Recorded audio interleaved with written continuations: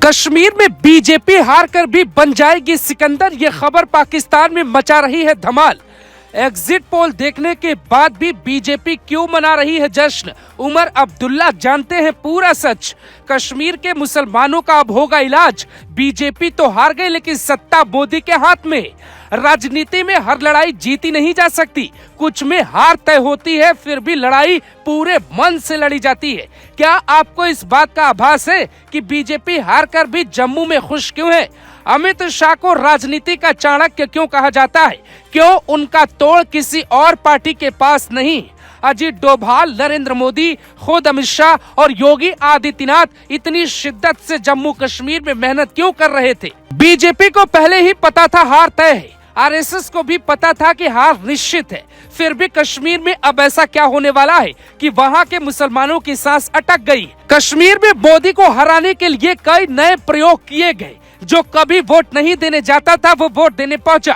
BJP ने काम किया है ये मानते हैं, लेकिन बीजेपी को वोट नहीं देंगे, बीजेपी को नहीं जिताएंगे, ये भी वहां के मुसलमान कहते हैं। तो बीजेपी से कश्मीर के मुसलमानों को इतना डर क्यों लगता है? क्या है इसकी मेन वजह? कई बार आप किसी के लिए बेहतर काम करते हैं लेकिन उल्टे वो आपको ही गलत ठहरा सकता है।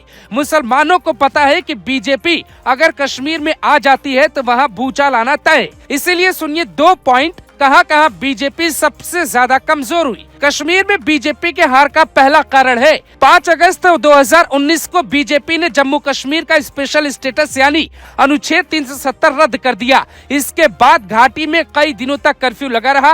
नेशनल कॉन्फ्रेंस और पीडीपी समेत तमाम विपक्षी पार्टियों ने इसे चुनावी मुद्दा बना लिया। अनुच्छेद 370 को कश्मीर की साख से जोड़ दिया गया। विपक्ष की हुकार के बीच बीजेपी का नया कश्मीर का नारा दबकर रह गया और घाटी में बीजेपी की छवि एंटी कश्मीर बन गई। लेकिन कश्मीरी मुसलमानों की छवि एंटी भारतीय बन गई है, ये भी उन्हें पता होना चाहिए। कश्मीर में बीजेपी की हार का दूसरा सबसे बड़ा कारण पिछले 5 सालों के भीतर कश्मीर में आतंकवाद और अलगाववाद के खिलाफ एक्शन काफी तेजी से हुआ, जिसकी सराहना भी की गई। वहां स्कूल खुले, लड़कियां पढ़ाई के लिए बाहर निकली, हालात सामान्य होने लगे। लेकिन ये बात वहां के लोकल को पसंद नहीं।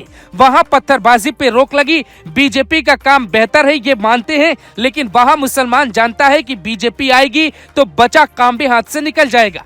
राजनीतिक पंडित कहते हैं कि बीजेपी हार में भी खुश होगी क्योंकि वहां पर बीजेपी जीत की स्थिति में नहीं थी। लेकिन अगर विपक्ष में रहते हुए बीजेपी के पास 30 से 35 से ज्यादा विधायक होते तो बड़ी संख्या है। इतनी आसानी से सरकार वहां मनमानी नहीं कर पाएगी। कश्मीर में हिंदू अल्पसंख्यक माने जाते हैं, बीजेपी भी उन्हें बहुसंख्यक नहीं कर पाएगी। फिलहाल बीजेपी को इस चुनाव में भी झटका लगा है, लेकिन बीजेपी में फिर भी जश्न मनाया जा रहा है। मोदी इस बात को जानते थे कि 370 के बाद भी वहां का मुसलमान बीजेपी के पक्ष में वोट नहीं देगा। इसीलिए 370 के साथ ही जम्मू कश्मीर को केंद्र शासित राज्य बनाकर बड़ी चाल बीजेपी ने चल दी थी। अब मुख्यमंत्री कोई भी हो, कंट्रोल बीजेपी के पास ही होगा। केंद्र सरकार का अपना गवर्नर राज्य में हमेशा होगा। आप ऐसे समझिए दिल्ली में सीएम केजरीवाल हो या उनकी पार्टी हो, लेकिन कंट्रोल बीजेपी के पास ही होता है। यहाँ इस बात से बीजेपी को खुशी हो रही है कि जम्मू में ज्यादातर बीजेपी विधायकों को जीत मिली है।